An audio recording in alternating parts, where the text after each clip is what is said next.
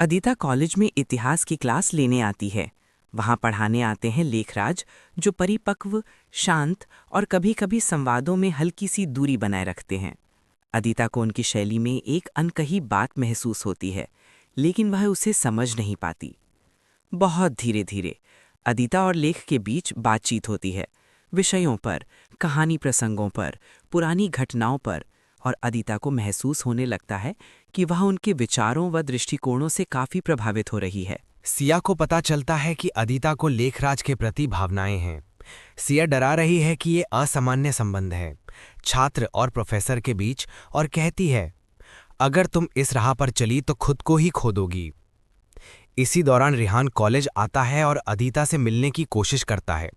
अदिता के दिल में पुराने दिनों की मिठास लौट आती है। रिहान जानता है कि अदिता जटिल स्थिति में है और वह सहायता करना चाहता है।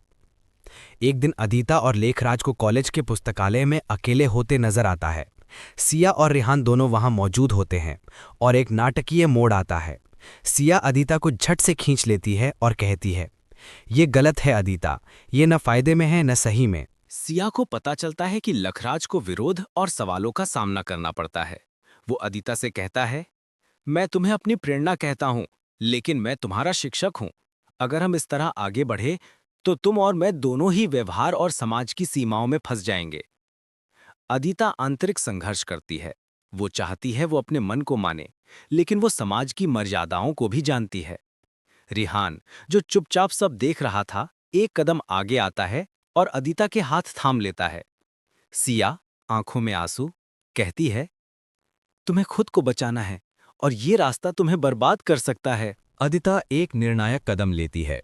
वह लेखराज से दूर हो जाती है, लेकिन उन्हें सम्मान और आदर देते हुए विदा करती है। वह रिहान को चुनती है, न केवल पुराने प्यार के कारण, बल्कि क्योंकि उसमें उसकी दोस्ती, समझदारी और भविष्य की संभावनाएं हैं। लेखराज यक्ष्व मन से उसे आशीर्वाद देते हैं और कहते हैं, तुमने सही किया, अपने जीवन को सुरक्षित रखना ही सबसे बड़ा साहस है। कहानी का अंत इस संदेश के साथ है, किसी को प्रेम करना बड़ा साहस है, लेकिन स्वयं की इज्जत और सही दिशा चुनना उससे भी महान है।